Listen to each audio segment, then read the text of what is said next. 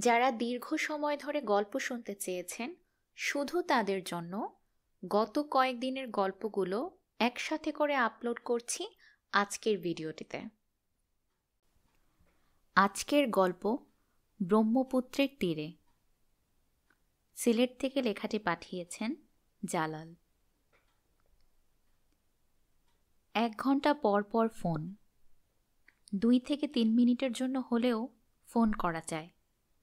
রাত 11টার পর ফিস ফিস করে ও কথা বলতো, বিশেষ করে বিদ্যুৎ না থাকলে।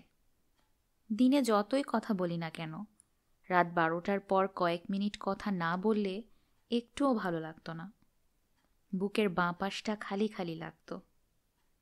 লিয়া ফোনে বলতো ওদের ওখানে যাওয়ার জন্য। আমার এখান থেকে ওদের ওখানে যেতে বাসে প্রায় 6 ঘন্টার মতো লাগে। তাছাড়া এ রুটের বাসও সুবিধার নয়। যাচ্ছি করে আর যাওয়া হয়নি। লিয়াকে ছবিতে দেখেছি, স্টুডিওতে তোলা ছবি, কিন্তু সরাসরি দেখা হয়নি। লিয়া বিভিন্ন দৈনিকে লেখালেখি করত। সেখান থেকে ঠিকানা নিয়ে আমি চিঠি লিখেছিলাম। সেখান থেকে পত্র যোগাযোগ, তারপর ফোন আলাপ। একদিন লিয়ার কণ্ঠটা একটু অন্যরকম লাগলো। যে কণ্ঠ শুনে ঠিক করলাম ওর সাথে দেখা করতে যাব।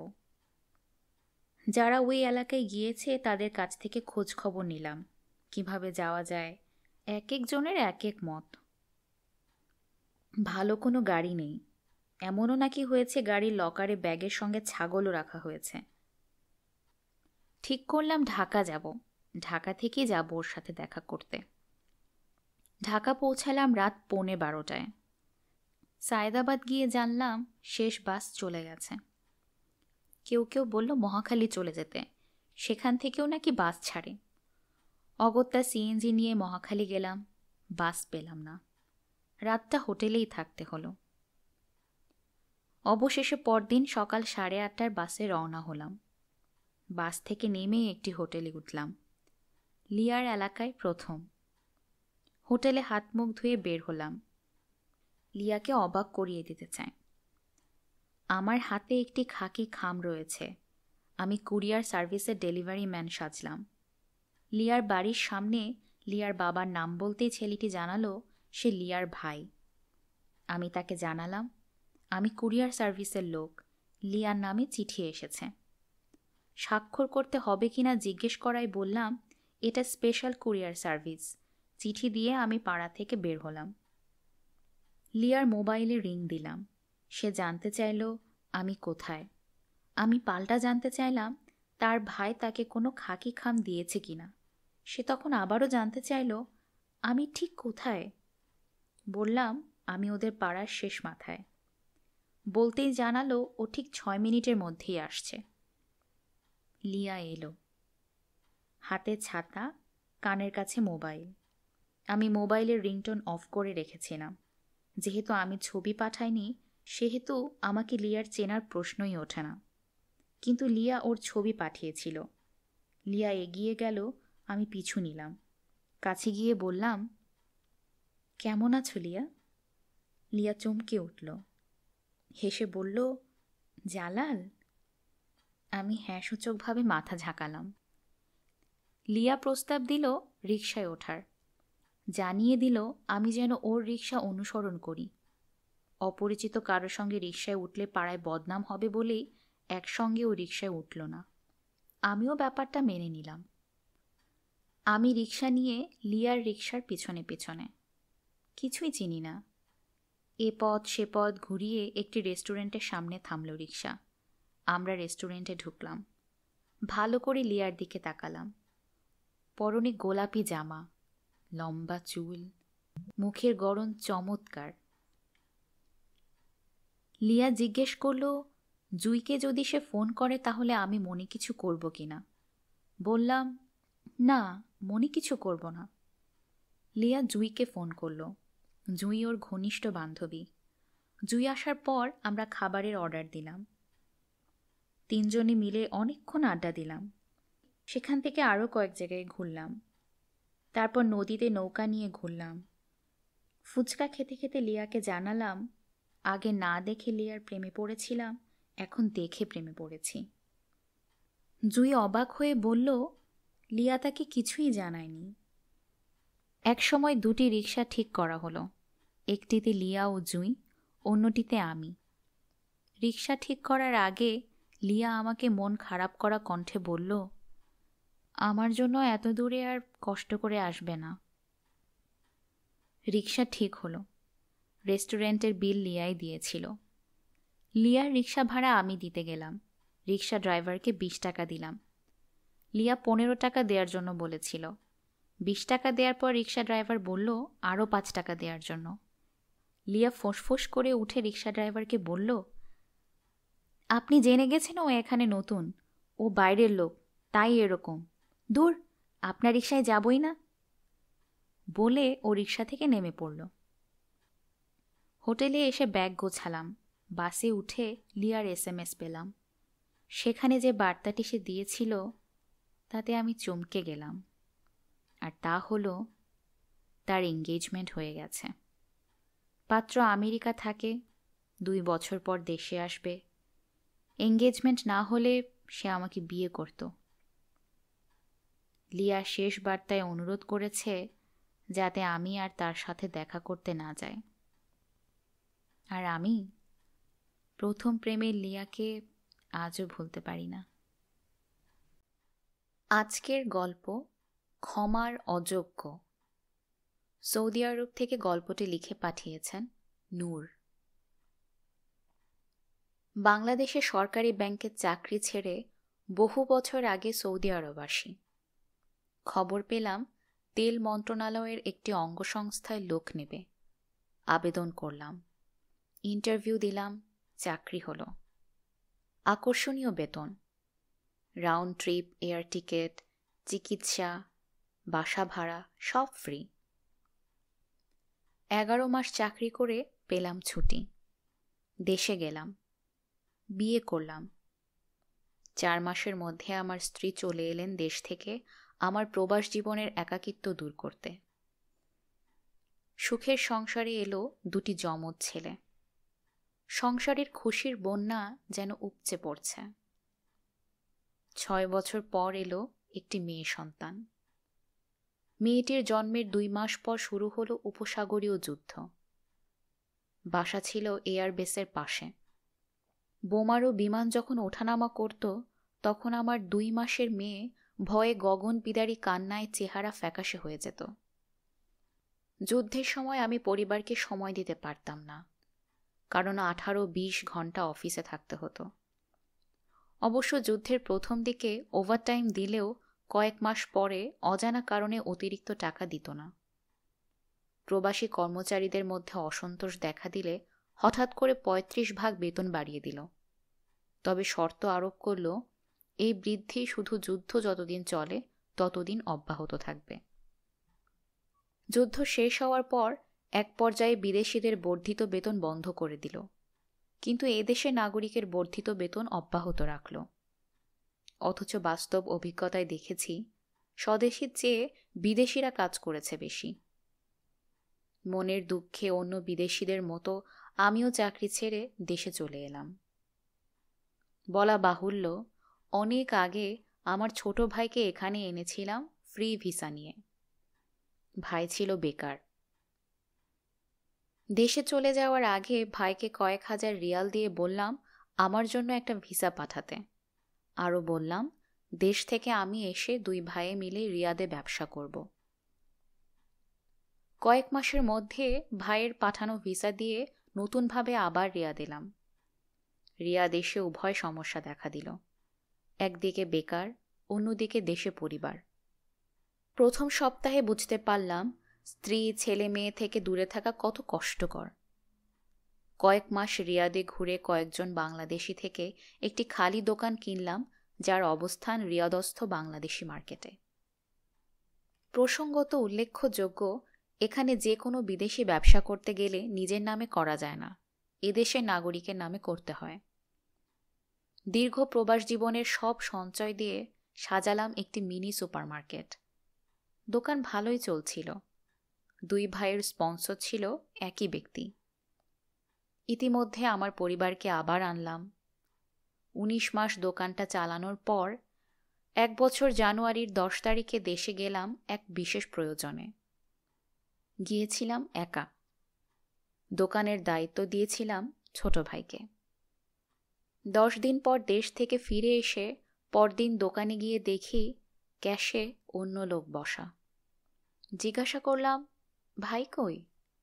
তিনি বললেন, দোকান আপনি কেনার সময় ক্রেতার নামের জায়গায় আপনার ছোট ভাইয়ের নাম দিয়েছিলেন। তিনি দোকান আমাকে বিক্রি করে স্পন্সরকে নিয়ে স্পেন চলে গেছেন, আর আসবেন না সৌদি আরবে। শুনে মনে হলো আমার মাথায় বোমা পড়েছে। যিনি দোকানটা কিনেছেন তিনিও আমাদের স্পন্সরের লোক। স্পন্সরের অফিসে গিয়েও কোনো সন্তোষজনক উত্তর পেলাম না। আমি তর্ক করাতে আমাকে বলল, দোকান ছিল তোমার ভাইয়ের নামে, যার দোকান সেই বিক্রি করেছে, আমরা তো বাধা দিতে পারি না। আমার প্রাইমারি পাস, কম শিক্ষিত এই ভাইকে এত বুদ্ধি কে দিল তা আমার ছোট মাথায় কখনো আসেনি। শুনেছি সে স্পেনে সুবিধা করতে না পেরে ইটালিতে পাড়ি জমিয়েছে। ভাইয়ের সঙ্গে আজ পর্যন্ত দেখা হয়নি। দোকান বাবদ কোনো টাকাও পেলাম না। আমার অবর্তমানে আমার দোকান বিক্রি করে সে যে সৌদি আরব ছেড়েছে তা আমার স্ত্রী, ছেলে মেয়ে কেউ জানে না। এত বড় বেইমানি সহ্য করতে না পেরে শরীরে ইতিমধ্যে বিভিন্ন জটিল রোগে বাসা বেঁধেছে।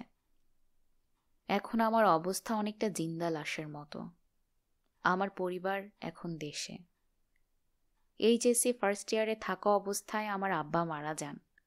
অনেক কষ্ট করে বিএ পাশ করি। অনেক ত্যাগ স্বীকার করেছি সৎ মা, সৎ ভাই ও সৎ বোনের জন্য। ছোট সৎ ভাই এখন স্পেনে দেশের বাড়িতে বিল্ডিং করেছে। তারা সবাই প্রতিষ্ঠিত। আমি জীবনযুদ্ধে অনেকটা পরাজিত সৈনিকের মতো। সকাল বিকাল ইনসুলিন নিতে হয় এখন। জানি না আর কতদিন বাঁচব। তবে সৎ ভাইকে শেষ বিচারের দিনে আল্লাহ ক্ষমা করলেও আমি ক্ষমা করব না। আজকের গল্প ক্ষত বিক্ষত জীবন। কুষ্টিয়া থেকে গল্পটি পাঠিয়েছেন নাহার। ছাতার রঙের মতো আমার জীবন। রং বলতে একটি নির্দিষ্ট রঙকে বোঝাতে চেয়েছি। সেই রঙটি হল কালো। আমার শৈশব, কৈশোর, যৌবন এই কালোর মধ্য দিয়ে কাটছে। আমার বাবার বাড়ি এবং শ্বশুর বাড়ি একই জেলায়, থানা দুটি ভিন্ন। রক্ষণশীল পরিবারে আমার জন্ম। আমরা 7 বোন, 5 ভাই। আমার বড় 3টি ভাই। রক্ষণশীল পরিবারের বাবা নামের পুরুষ এবং বড় ভাই নামের পুরুষ আমাকে যে কতভাবে ক্ষতবিক্ষত করেছে তা কোনো ভাষা দিয়ে বলে বোঝানো যাবে না। বাবা, ভাই এবং স্বামী নামের এই পুরুষরা ফুটন্ত রং বেরঙের ছাতা হয়ে আমার পাশে দাঁড়াতে পারত, কিন্তু না, সে ফুটন্ত ছাতা না হয়ে কালো রঙের ছাতায় বাটের আঘাত হয়ে আমার জীবনকে করছে ক্ষতবিক্ষত। এই পরিবারের বড় ভাই নামের পুরুষটি সম্পর্কে সামান্য কিছু কথা বলতে চাই। সারাদিন অক্লান্ত পরিশ্রম করতাম। বাড়ির ভেতরের যত কাজ আমি এবং বাইরের কাজ কাজের মেয়ে করত। হঠাৎ একদিন ধান ঝাড়তে ঝাড়তে খুব খারাপ লাগছিল। এসে যখন বিছানায় শুয়ে পড়েছি তখন সে প্রথম বড় ভাই নামের পুরুষটি বাবাকে ডেকে এনে দেখিয়ে বলছে, অত শোয়া কিসের? আমার মনোবিজ্ঞান পড়া আছে, সব বুঝি সে শুয়ে শুয়ে কি ভাবে। এই বলে সে নানান রকম অশ্রাব্য মন্তব্য করল। বাবা সেই কথা শুনে আমাকে যে কি মারা মারলেন তা লিখতে আমার 2 চোখ দিয়ে অঝরে পানি ঝরছে। বলতে পারেন এখানে আমার অপরাধ কি ছিল? সেই থেকে আমার আর কোনোদিন দুপুরে শোয়া হয়নি। ভাই নামের পুরুষটি পড়ত মাদ্রাসায়।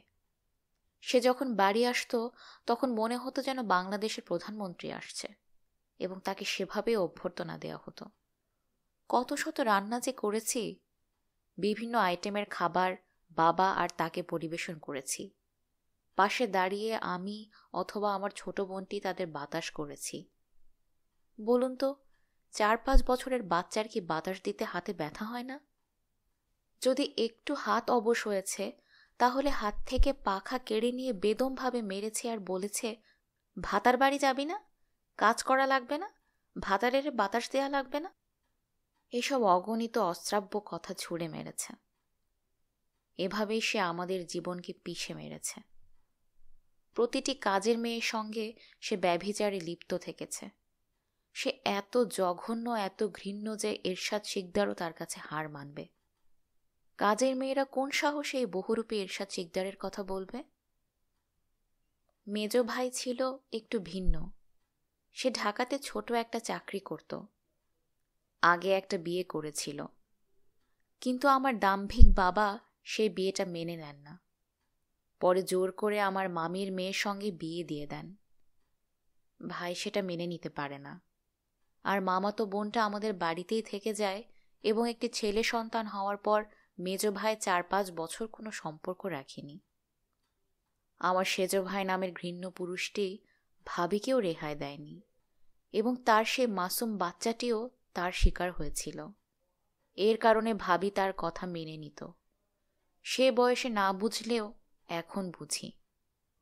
ভাই নামের পুরুষটি বাচ্চাটিকে 2 পা ধরে থামের সঙ্গে মাথায় আঘাত করত, আর বাচ্চাটি চিৎকার দিয়ে কেঁদে অজ্ঞান হয়ে যেত। এভাবে দিনের পর দিন আঘাত করার ফলে ছেলেটি এখন হাবাগোবা হয়ে গেছে। তাকে আমিই লেখাপড়া করাতাম। সে লেখাপড়ায় ভালো ছিল। আজ আমার সেজ ভাইয়ের কারণেই ছেলেটির এই পরিণতি। আমি বহু কষ্টে লেখাপড়া শিখেছি। এসএসসি পরীক্ষার্থী ছিলাম যখন, তখন একদিন দুপুরে রান্না করছি। হঠাৎ এমন সময় আমাকে তুলে নিয়ে গিয়ে কাবিননামায় সই করতে বলে। আমার বাবা ছিলেন ম্যারেজ রেজিস্ট্রার। আমি দিশেহারা হয়ে পাগলের মতো কাঁদতে থাকলাম। এ আবার কোন জাহান্নামে আমাকে ঠেলে দিচ্ছে? আতঙ্কে বুক কেঁপে উঠেছিল। এটা আমার জীবনে সত্য হয়ে দেখা দিল। এক জাহান্নাম থেকে আরেক জাহান্নামে এসে পড়লাম। বিয়ের সময় আমার স্বামীর বয়স ছিল 43 বছর। নিম্ন মধ্যবিত্ত পরিবারে আমার জন্ম। তখন বাইরের জগৎ সম্বন্ধে কোনো জানা ছিল না। বাবার বাড়ির 4 দেয়ালের মধ্যে বন্দি অবস্থায় কাটিয়েছি। কোনো মানুষের সামনে যাইনি, তাই কারো কাছে শুনতেও পাইনি যে আমি দেখতে কেমন। তবে স্বামীর বাড়িতে যে একবার আমাকে দেখেছে, সেই আমার স্বামীকে বলেছে, তোর ভাগ্যটা খুব ভালো যে এরকম একটি লম্বা ফিগার, ভালো মিষ্টি মেয়ে পেয়েছিস। কেউ আমাকে ভালো বললেও সে সহ্য করতে পারত না। সে আমাকে অকারণে হাতের কাছে যা পেত তাই দিয়ে খুব মারধর করত। এই মার আমার শাশুড়ি, ননদ, ভাসুর এবং প্রতিবেশীরা মেনে নিতে পারতেন না। তারা খুব রাগ করতেন। আমাকে তারা খুব ভালো জানতেন। আমি ছিলাম আমার ননদ ভাসুরের ছেলে মেয়েদেরও ছোট। আমার থেকে গ্রামের ছোট মেয়েরা অনেক কিছু বুঝত এবং আমাকে ইয়ার্কি মেরে অনেক কিছু বলতো। তাদের কথা কিছুই বুঝতাম না। স্বামী কি জিনিস তা তো আমার জীবনে আসেনি, আমি বুঝবই বা কি করে? স্বামী নামের সার্টিফিকেট আমার গলায় ঝুলিয়ে দিয়েছে। আমার শাশুড়ি এবং ননদ বলতেন, ও একটু রাগী, ওর কাছে কাছে থাকবে এবং যা বলে তাই শুনবে। কিন্তু সে সব সময় আমাকে এড়িয়ে চলত। তবুও আমার জীবন দিয়ে তার সমস্ত কাজ করে দিতাম। কিন্তু দিনে দিনে তার অত্যাচার আরও বাড়তে থাকে। একদিন মনে হলো, টিভিতে, বইতে স্বামী স্ত্রী কত শত ভালোবাসার কথা বলে এবং ভালোবাসে। সে আমাকে নাই বা ভালোবাসলো, নাই বা চুমু দিল, আমি তাকে চুমু দেব। তাহলে বোধহয় সে অফিস থেকে এসে আমাকে আর মারবে না। কিন্তু তার কাছে যাব কি করে? সে তো তার কাছেই আমাকে যেতে দেয় না। তাই অফিসে যাবার সময় যখন চশমা, ঘড়ি, জামা কাপড়, জুতা মুছে দিতে যাব, তখন চুমু দেব মনে করে যেই না জড়িয়ে ধরে চুমু দিচ্ছি, তখনই চুল ধরে টেনে 2 গালে 2টো চড় মেরেছিল। রাগে সামনের চুল উপড়ে দিয়েছিল। এত জোরে চড় মেরেছিল যে 15 দিন গালে দাগ ছিল। সেই থেকে পুরুষদের প্রতি আরো তীব্র থেকে তীব্রতর ঘৃণা সৃষ্টি হয়। গণতন্ত্রের দেশে বাস করেও আমার জীবন একনায়কতন্ত্রের প্রভাবে বিকিয়ে গেছে। তাই খোদার কাছে আমার মিনতি, আমার মতো জীবন যেন বাংলার মাটিতে আর একটা না হয়। এরকম বাবা, ভাই, স্বামী যেন কারো না হয়। এভাবেই আমার জীবন কেটে যাচ্ছিল। প্রবাদে আছে, ঝিনুকে করে ঢেলে দিলেও নাকি হয়। এভাবেই আমার জীবনে এসেছিল দুটি অপূর্ব সন্তান। যদি কেউ আমাকে বলে পৃথিবীতে সবচেয়ে সুন্দর এবং অমূল্য জিনিস কি, তাহলে বলবো আমার দুটি সন্তান। আমার সন্তান দুটি আমাকে রং বেরঙের ফুটন্ত ছাতা হয়ে সব সময় আমাকে আগলে রাখে, যেন খরা, বৃষ্টি, কাল বৈশাখীর ঝড় আমাকে আঘাত করতে না পারে। এভাবে আমার সন্তান দুটি আমাকে আগলে রাখে। আল্লাহর কাছে আমার লাখ লাখ শুকর, আমাকে সে অমূল্য দুটি সন্তান দিয়েছে। খোদা যেন তাদের আয়ু বৃদ্ধি করে, অনেক বড় মাপের মানুষ বানায় এবং দুনিয়াতে ও আখিরাতের সুখ দান করে। সবার কাছে আমার একান্ত অনুরোধ, আপনারা আমার সন্তান দুইটির জন্য দোয়া করবেন, যেন আমার মতো মায়ের পাশে ওরা দাঁড়াতে পারে এবং এই সমস্ত অত্যাচারী বাবা, ভাই ও স্বামীর বিরুদ্ধে প্রতিরোধ গড়ে তুলতে পারে। আজকের গল্প মৃত্যুর আগে দ্বিতীয় জন্ম।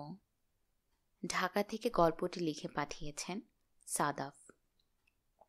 রাতে বাড়ি ফিরে বাবা সবাইকে জানিয়ে দিলেন তিনি সিদ্ধান্ত নিয়ে ফেলেছেন পাকিস্তান সরকারের অধীনে আর চাকরি করবেন না, আমাদের সকলকে নিয়ে পালিয়ে যাবেন। পরনের কাপড় চোপড় সহ হালকা যা কিছু মালামাল নেয়ার মতো বেঁধে ছেড়ে নিতে বললেন। যেহেতু জীবন বাঁচানোর যাত্রা, ফলে ভারী মালামালের মায়া ছাড়তে হবে। একটি একটি করে দীর্ঘদিনের সাজানো সংসার, তবু সেসবের মায়া ছেড়ে মা গৃহ ছাড়ার প্রস্তুতি নিচ্ছিলেন। কোন পথে কোন বাহনে যাব সে ব্যবস্থা বাবা তখনও ঠিক করেননি, তবে পালানোর ব্যাপারে দৃঢ় প্রতিজ্ঞ। পুলিশ বাহিনীতে কর্মরত ছিলেন বাবা। আমরা তখন নোয়াখালীর এক থানা কোয়ার্টারে থাকতাম। পরদিন বাবা সকলকে সেখান থেকে এক গ্রামে পাঠিয়ে দিলেন। থানা থেকে বেশ কয়েক মাইল দূরত্বে চলে এলাম। যে বাড়িটায় গিয়ে আমরা উঠলাম, সে বাড়ির গৃহিণী আমার বাবাকে ধর্মপিতা মানতেন। সেই সূত্রে আমরা আমাদের বড় বোনের বাড়িতে আশ্রয় নিলাম দিন কয়েকের জন্য। আমাদের সঙ্গে বাবা আসেননি, ফলে তাকে নিয়ে আমরা ছিলাম ভীত ও উদ্বিগ্ন। অবশেষে তিনি এলেন সন্ধ্যা রাতে। তাকে দেখে বাড়ির সকলে সাহসী ও আনন্দিত হয়ে উঠলাম। আমার বোনের বাড়ির উঠোন ভর্তি মানুষ, শিশু, কিশোর, কিশোরী সহ নানা বয়সের নরনারী। বাবা সকলের মাঝখানে গিয়ে বসলেন। কিছুক্ষণের মধ্যেই রেডিওতে খবর প্রচার করবে। গুড়ের ওপর মাছি বসার মতো সবাই গোল হয়ে বসে আছে একটি ট্রানজিস্টরকে ঘিরে। যুদ্ধের খবর ও চরমপত্র শোনার জন্য অস্থির প্রতীক্ষায় সকলে। এভাবে 3 দিন কেটে গেল। মায়ের কান্নাকাটির জন্য ভাইয়েরা মুক্তিযুদ্ধে যেতে পারছেন না। 2 দিন পর মাকে কাঁদিয়ে বাবা আমার বড় 3 ভাইকে মুক্তিযুদ্ধের ট্রেনিংয়ে পাঠালেন আগরতলা। আমরা 6 ভাই 2 বোন। আমি কনিষ্ঠের উচ্চতায় আসীন। সবচেয়ে বড় 2 ভাই ঢাকায়, একজন বেসরকারি চাকুরে, অন্যজন ইউনিভার্সিটির ছাত্র। যুদ্ধের শুরু থেকে আমরা যোগাযোগহীন ছিলাম। বড় বোন ছিলেন সংসারের চতুর্থ সন্তান। বিয়ে সূত্রে তিনি তখন স্বামীর সংসারে। 6টি সন্তানকে দৃষ্টির সীমানায় না পেয়ে মা তখন ভীষণ রকম ভেঙে পড়েন। চোখের নিচে কালি পড়ে চোয়াল ভেঙে হঠাৎ করে মায়ের যেন বয়স বেড়ে গেল। বাবার গহীনেও একই তোলপাড়। প্রকাশ্যে যুদ্ধের চেয়েও মনের ভেতর বাড়ির যুদ্ধে তিনি অহর্নিশ ক্লান্ত, কিন্তু কাউকে বুঝতে দেন না। উল্টো মাকে সান্ত্বনা দিয়ে রাখেন। 3 ভাই আগরতলা চলে যাবার 2 দিন পর বাবা জানালেন আজ গভীর রাতে আমরা নৌপথে আমাদের গ্রামের বাড়িতে রওনা হব। মালামাল বলতে বড় একটি টিনের ট্রাঙ্ক, যা আমাদের পরনের কাপড় দিয়ে ভরা আর মায়ের কোমরে গোজা তার গহনার পুটলি। ব্যাস। বুক ধরফর করা ভয় ও টান টান উত্তেজনা নিয়ে আমরা গভীর রাতের উথাল পাথাল প্রতীক্ষায়।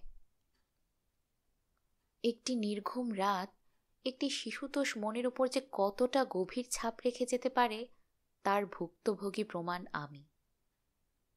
বয়স আমার 50 পার হয়ে গিয়েছে। তবুও এতটা বছর পরেও কোনো কারণে যদি একটি ঘুমহীন রাত কাটানোর বিন্দুমাত্র সম্ভাবনা দেখা দেয়, তাহলে আমার বুকের ভেতর সেই রাতের ভয়টি এসে আমাকে কাঁপাতে থাকে। আমি কাঁপতে থাকি, আমাকে দোলাতে থাকে, আমি দুলতে থাকি, ফলে সারা রাত নির্ঘুম থাকি। বাড়ির সকলের কাছ থেকে চক্ষু সজল বিদায় নিয়ে কিছু দূর পায়ে হেঁটে আমরা একটি বিশাল ধানি নৌকায় চড়ে বসলাম। নৌকা বোঝায় ধানের বস্তা। নৌকা চলছে, অন্ধকারে আমরা চলছি। বৈঠার জলজ শব্দ, ঝিঝি পোকা, কোলা ব্যাঙ, মাছের ঘায়, দূরে গুলির আওয়াজ, সবকিছু মিলিয়ে আমাদের সকলের নির্ঘুম যাত্রা। এত ভয়ের মধ্যেও আমি এবং আমার পিঠে পিঠে বোন কি করে যেন ভোরের দিকে কিছুক্ষণের জন্য ঘুমিয়ে পড়েছিলাম। হঠাৎ দূরে কোথাও মর্টারের শেল পতনের শব্দে হুড়মুড় করে উঠে বসলাম। এদিক সেদিক তাকিয়ে দেখি নৌকার ভেতরে বাবা নেই। ভয়ে কেঁদে উঠতে গিয়ে দেখি তিনি আরও 3 মাঝির সঙ্গে নদীর পাড় দিয়ে পায়ে হেঁটে নৌকার গুণ টেনে চলছেন। এভাবে বাবা প্রয়োজনে কখনো গুণ টেনে, কখনো নৌকায় উঠে সামনের দিকে 4 জন মাঝির একজন হয়ে দাঁড় বৈঠা বাইতেন।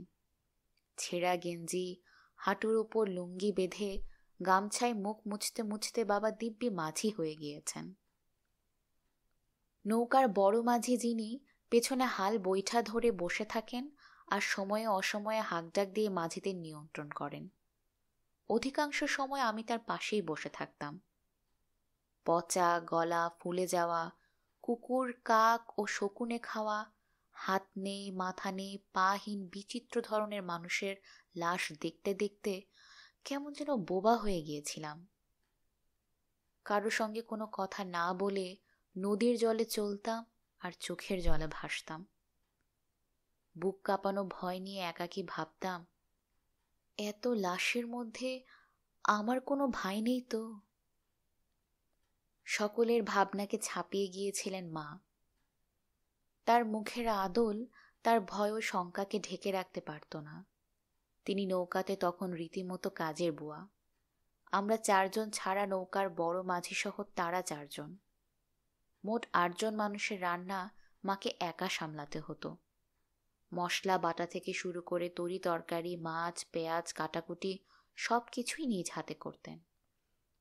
লাকড়ির চুলায় আগুন কমে এলে মাঝে মধ্যে আমি বা আমার বোন ফুঁকনিতে ফু দিয়ে উনুনের আগুনকে জোরালো করে দিতাম।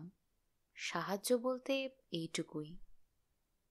মাকে দেখে কোনোভাবেই বোঝার উপায় নেই যে কয়েকদিন আগেও তিনি কি নিশ্চিন্ত, রাশভারী ও সম্ভ্রান্ত মুখশ্রীর মানুষ ছিলেন। মাত্র কয়েকদিনের ব্যবধানে চোখের নিচে কালি, স্নানহীন উস্কো খুস্কো চুল, মশলা বাটা হলুদাভ হাত, পরনের ময়লা সুতি শাড়ি, শরীরে মাছ মশলার মিশ্র গন্ধ, সব কিছু মিলিয়ে মা যেন এক দুঃখিনী মানুষের চিরচেনা ছবি হয়ে উঠলেন। এভাবে চলতে চলতে 2 রাত 2 দিন পরে দুপুরবেলা পাকসেনাদের নির্দেশে তালতলা কাঠপট্টি ঘাটে আমাদের নৌকা ভেড়াতে হলো। ইতিমধ্যে মা আমার বোনকে নিয়ে পাটাতনের নিচে চলে গেলেন। এখনো মনে আছে, বড় মাঝিকে জাপটে ধরে আমি কি ভীষণ কাঁপছিলাম। ঘাটে দাঁড়িয়ে পাকিস্তানি সেনাদল, ভেতরে পাঠালো 2 জন বাঙালি পুলিশ। নৌকায় কোনো আগ্নেয়াস্ত্র আছে কিনা বা মুক্তিযোদ্ধা পারাপার করছে কিনা ইত্যাদি প্রশ্ন। বেয়োনেটের খোঁচায় খোঁচায় বস্তা থেকে ধান গড়িয়ে পড়ছে। প্রতিটি বস্তা এভাবে পরখ করতে করতে একসময় আমাদের ট্রাঙ্ক বাক্সটির সামনে এলো। বাক্সটি খুলে দেখাতে বললে বাবা কোমর থেকে চাবি নিয়ে তালা খুললেন। 2 জন পুলিশ। একজন খোলা বাক্সের কাপড়ের দিকে তাকিয়ে তার পাশে বাবা দাঁড়িয়ে। অন্যজন একটু উপর হয়ে কাপড়গুলো নেড়ে চেড়ে দেখছে, উদ্দেশ্য হয়তো কিছু পাওয়া যায় কিনা।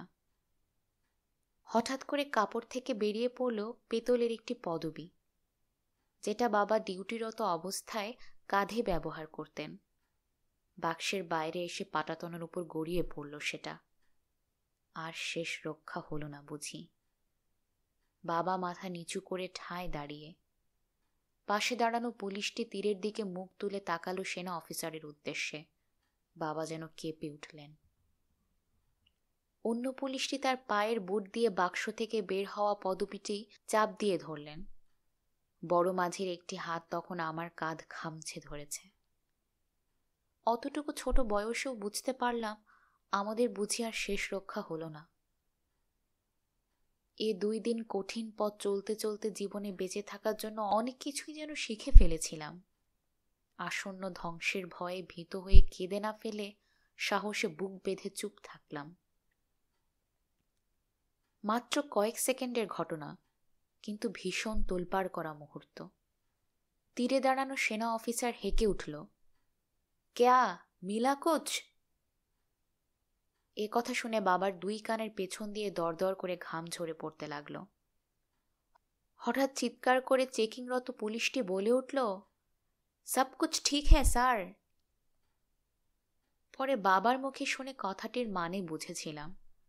আমরা সকলেই যেন সেদিন প্রথম মৃত্যুর আগে দ্বিতীয়বার জন্ম নিলাম। পুলিশ 2 জন নৌকা ছেড়ে চলে যেতে যেতে নিচু স্বরে বলে গেলেন বাবাকে উদ্দেশ্য করে, স্যার, আপনি ভাগ্যবান। আপনি এই শুয়োরের বাচ্চাদের হাত থেকে পালাতে পারছেন। দোয়া করুন আমরাও যেন পালাতে পারি, মুক্তিযুদ্ধে অংশ নিতে পারি। প্রতি উত্তরে মাথা নিচু করে বাবাকে যেন কি বিড়বিড় করতে শুনলাম, কিন্তু কিছু বুঝতে পারলাম না। মনে হয় কৃতজ্ঞতা প্রকাশের জন্য কিছু বলছিলেন। নিশ্চিত মৃত্যু মুখে পতিত হয়ে অলৌকিকভাবে বেঁচে যাওয়ার আনন্দে কিনা জানি না, বাবার মুখের শব্দগুলো স্পষ্ট হয়ে প্রকাশ পেল না। তারপরের সময়টা মোটামুটি ঝামেলাবিহীন। চলে এলাম গ্রামের বাড়িতে। দেশও স্বাধীন হলো। একে একে সব ভাইয়েরা যুদ্ধ শেষে ঘরে ফিরলেন। বাবা আবার কাজে যোগ দিলেন, সদ্য স্বাধীন গণপ্রজাতন্ত্রী বাংলাদেশ সরকারের অধীনে। সেই দিনের সেই ফেরেশতা তুল্য 2 জন পুলিশকে বাবা অনেক চেষ্টা করলেন খুঁজে পেতে, পেলেন না। মৃত্যুর আগ পর্যন্ত খুঁজেছেন, পাননি। বাবা চলে গেছেন। মা এখনো জীবিত, শয্যাশায়ী। সেই মানুষ দুটি এখনো আমার ব্যক্তিগত স্মৃতিতে ভীষণ রকম তাজা, অমলিন। জানি না তারা কোথায় আছেন বা আদৌ আছেন কিনা। তবে তাদের জন্য প্রার্থনা একটাই, তারা ও তাদের পরিবারের সকলেই যেন সর্বাবস্থায় মহান করুণাময় স্রষ্টার রহমতের সুশীতল ছায়ায় থাকার সুযোগ পান। আজকের গল্প চা। ইতালি থেকে গল্পটি পাঠিয়েছেন সাহাব। ভাইয়া, আমাদের বাসায় যাবেন। গরিবের বাসায় গিয়ে 1 কাপ চা খেয়ে এলে খুশি হব। এক জন্মদিনের অনুষ্ঠানে এক ভাবি আমাকে কথাটি বলেছিলেন। আমার সঙ্গে ওনার ইটালিতে পরিচয়, বাসায় কোনোদিন যাওয়া হয়নি। ভাবি সুন্দর ভঙ্গিমায় সালাম দিয়ে হাসি হাসি মুখে কুশল বিনিময় করলেন। ভাবির কথাবার্তা সত্যিই বেশ সুন্দর। ভাবিকে বললাম, ভাবি, আগামী সপ্তাহে আপনাদের বাসায় গিয়ে চা পান করে আপনাকে খুশি করব। মনে মনে সত্যি স্থির করলাম ভাবির বাসায় যাব। ভাবির আমন্ত্রণে যথেষ্ট আবেদন ছিল, আকুতি ছিল। সুন্দরী তরুণী বা রমণীদের আবেদন ফেলতে পারি না, এটা আমার এক ধরনের ভালো অভ্যাস। পরের সপ্তাহে ছুটির দিনে সত্যি সত্যি ভাবির বাসায় উপস্থিত হলাম। ভাবি আমাকে দেখে কিছুটা অবাক হলো। বললাম, ভাবি, আপনার হাতে চা খেতে চলে এলাম। শুধু চাই খাবেন, অন্য কিছু না? অন্য কিছু না হয় অন্যদিন। ভাবি 1 কাপ চা বানিয়ে এনে আমার হাতে দিলেন। চায়ে চুমুক দেওয়ার পর ভাবি জিজ্ঞাসা করলেন, চা কেমন হয়েছে? বললাম, যে এত সুন্দরী তার চা কি ভালো না হয়ে পারে? আমার জীবনের সেরা চায়ের মধ্যে এটা একটা। কি বললেন? আমি সুন্দরী? আপনার ভাই বলে আমার নাকি ঠোঁট মোটা। আরে না ভাবি, আপনার ঠোঁট, নাক, গাল সহ সবকিছুই বেশ সুন্দর। ভাই হয়তো আপনাকে খ্যাপানোর জন্য বলেন। ভাইয়া আসলেই আপনাকে বেশি ভালোবাসেন। সেদিন এরকম নানান গল্প করে, রংরসের আলাপ করে ভাবির কাছ থেকে বিদায় নিয়ে এসেছি। বিদায়ের সময় ভাবি আমাকে মাঝে মধ্যে যাওয়ার অনুরোধ করলেন। ভাবির বক্তব্য, সবার সঙ্গে কথা বলতে, গল্প করতে ভালো লাগে না, আনন্দ পাওয়া যায় না। আমার সঙ্গে গল্প করে বেশ মজা পান তিনি। এরপর চা খাওয়ার অজুহাতে মাঝে মধ্যেই ভাবির বাসায় যায়। ভাবিও 1 সপ্তাহ না গেলে ফোন করেন যাওয়ার জন্য। এছাড়াও রাতে সেফ টাইমে ভাবিও ফোন করেন, আমিও। ভাবির জীবনের অনেক ঘটনাই আমাকে বলেন। দিন দিন ভাবি যেন আমার প্রতি দুর্বল হতে থাকলেন। প্রতিদিনই ভাবির সঙ্গে ফোনে কথা বলতে হয়। আমিও ভাবতে থাকি, ভাবি কি তাহলে আমার প্রেমে পড়ে গেলেন? কিন্তু কিভাবে সম্ভব? এছাড়া চিন্তা করি, ইতালিতে এরকম ঘটনা বেশ আছে। ইতালি থেকে দেশে গিয়ে ইতালির সার্টিফিকেট দিয়ে মূর্খ ছেলেরাও শিক্ষিত সুন্দরী মেয়েদের বিয়ে করে। পরে তারা এখানে এসে শিক্ষিত ছেলেদের সঙ্গে বের হয়ে যায় বা পরকীয়ায় আবদ্ধ হয়। তাহলে ভাবি কি আমার সঙ্গে পরকীয়া করতে চান? ভাবি কি চায় আমাকে দেখতে হবে। হঠাৎ একদিন ভাবি ফোন করে বললেন, ভাই, আজ আমাদের বাসায় আসুন, তবে আজ চায়ের সঙ্গে টাও খেতে হবে। বললাম, ভাবি, টা? টা কি? ভাবি বললেন, সেটা এলেই দেখবেন। এই টাটা কি সেটা নিয়ে বেশ চিন্তায় আছি। ভাবি আমাকে কি খাওয়াবেন? কি হতে পারে? চিন্তার শেষ নেই। ভাবির বাসায় গিয়ে দেখি বেশ আয়োজন। ভাবি, এত আয়োজন কেন? সব সময় এসে শুধু চা খেয়েই চলে যান, তাই আজ একটু ভালো মন্দ রান্না করেছি, এই জন্য আপনাকে ফোন করেছি। খাওয়া শেষে ভাবি বললেন, আমার ভাই দেশে বিয়ে করেছেন, তার ক্যাসেট এসেছে, চলুন দেখি। ঠিক আছে, দেখান। আমার ভাইয়ের পাশে বসা ওই মেয়েটিকে দেখেন তো কেমন লাগে।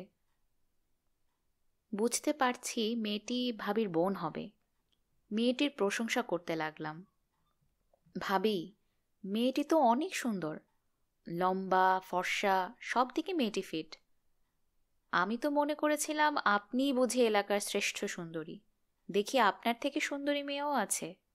কে এই মেয়েটি? আপনার পছন্দ হয়েছে? বলেন কি ভাবি, অনুষ্ঠানের সেরা সুন্দরী এই মেয়েটিকে আমার পছন্দ হবে না? যার এতটুকু পছন্দবোধ আছে তারই পছন্দ হবে।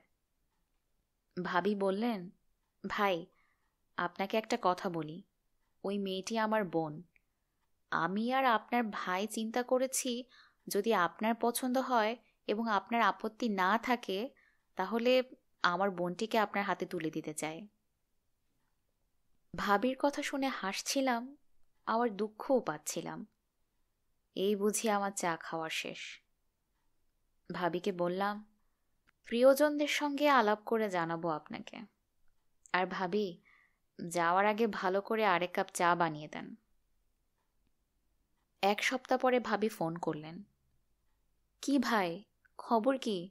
ফোনও করেন না, এলেনও না। আর কি আলাপ করলেন? দেখুন ভাবি, অনুমতি পাইনি। কার অনুমতি? আমার বউয়ের। প্রথম স্ত্রীর অনুমতি ছাড়া বিয়ে করা ঠিক না। আপনি বিয়ে করেছেন? হ্যাঁ ভাবি, একটা করেছি। বিয়ে করেছেন কোনোদিন তো বললেন না। কোনোদিন তো জিজ্ঞাসাও করেননি।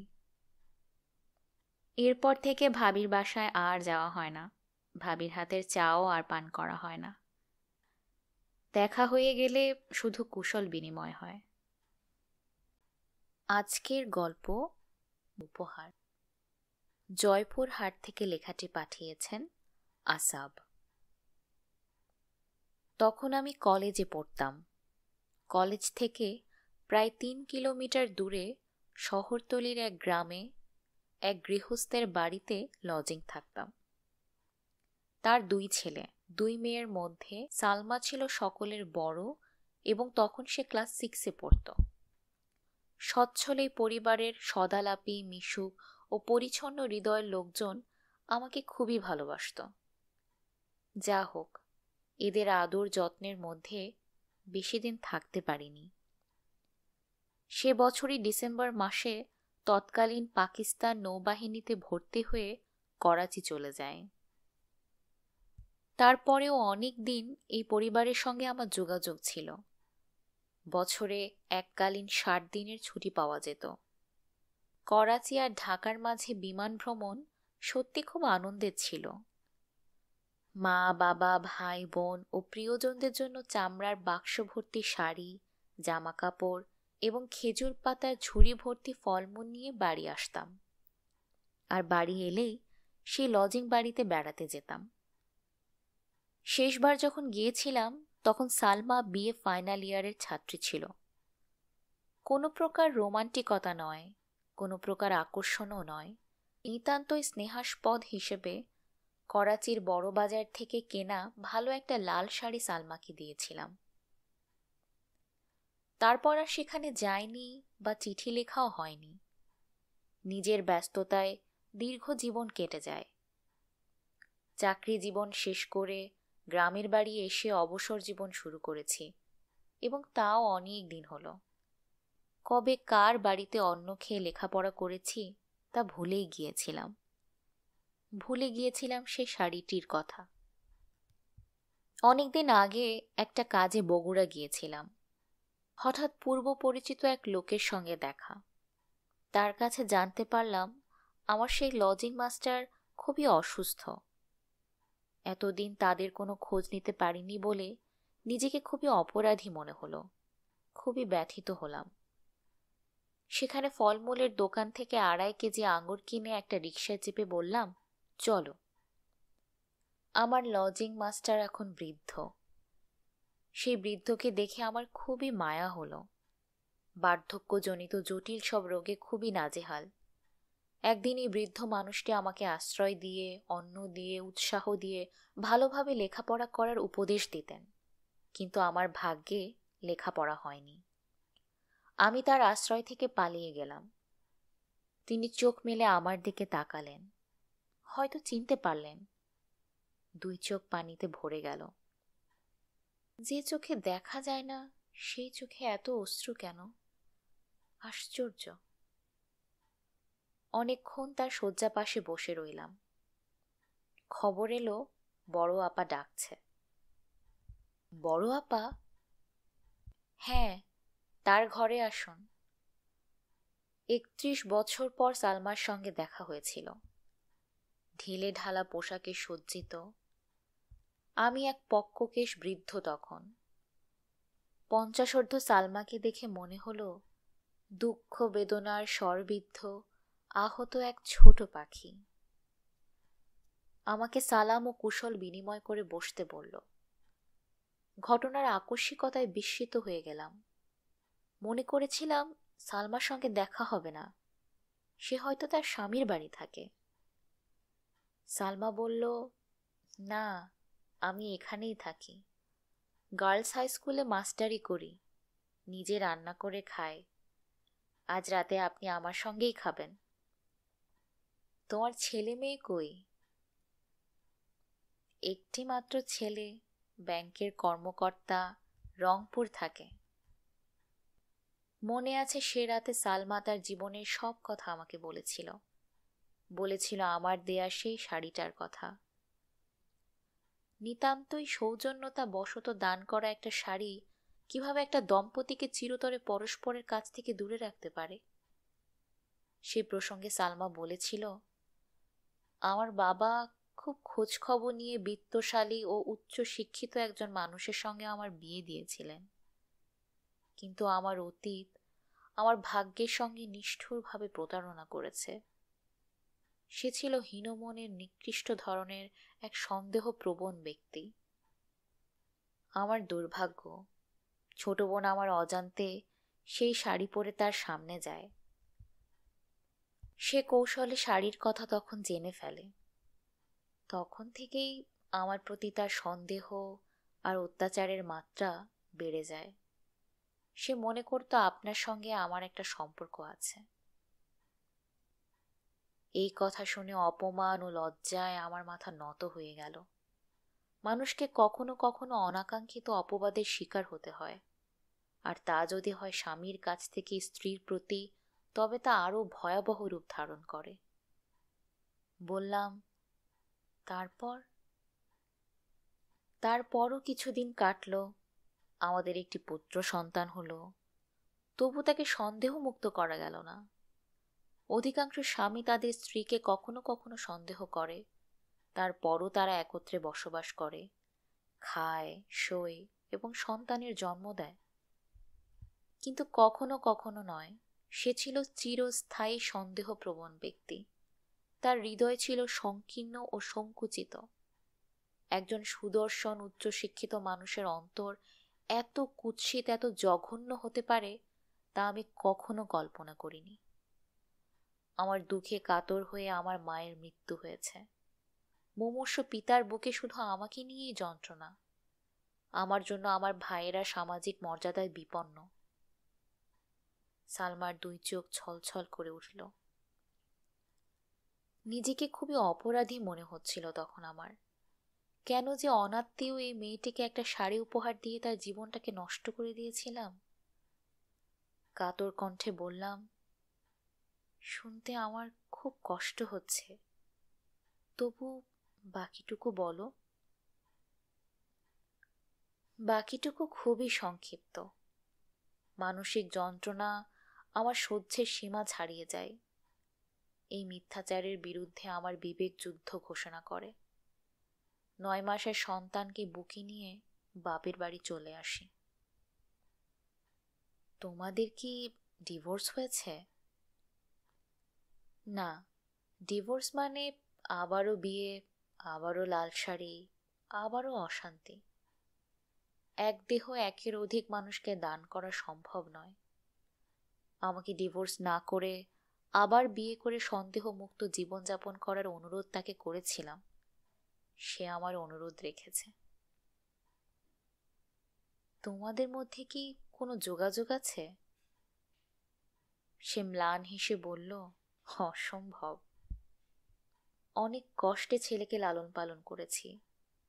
গভীর দুঃখ, বেদনা, প্রবঞ্চনার মধ্য দিয়ে চলেছি।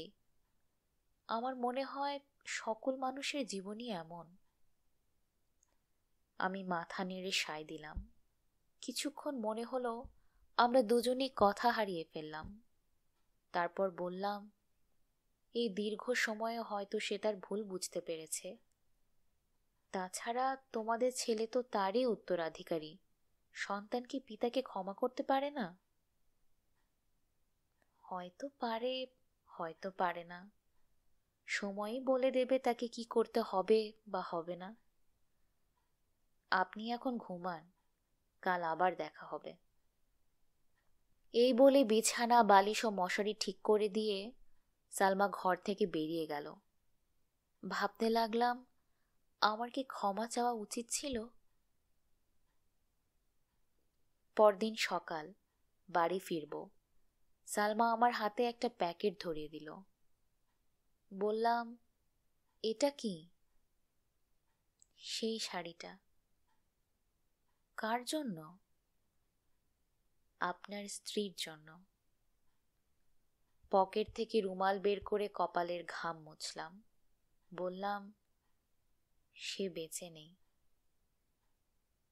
যে নারী আজীবন নিঃসঙ্গ কাটিয়েছে, সে আজ আমার মুখের দিকে চেয়ে কেঁদে ফেলল। তবু পরাজয় বরণ করল না। বলল, এই শাড়িটা তার জন্য আমার মরণোত্তর উপহার। আমি অসহায়ভাবে ঘরের বাইরে পা রাখলাম। রাস্তায় তখন অনেক মানুষের ভিড়। গল্পটি এখানেই সমাপ্ত। কেমন লাগলো এই গল্প শুনে কমেন্ট করে জানান আমাকে, আর শেয়ার করে অন্যদের জানান এই গল্পটা। সাবস্ক্রাইব করে না থাকলে এখনই করে ফেলুন। আপনার গল্পের অপেক্ষায় থাকলাম। আজকের মতো বিদায়।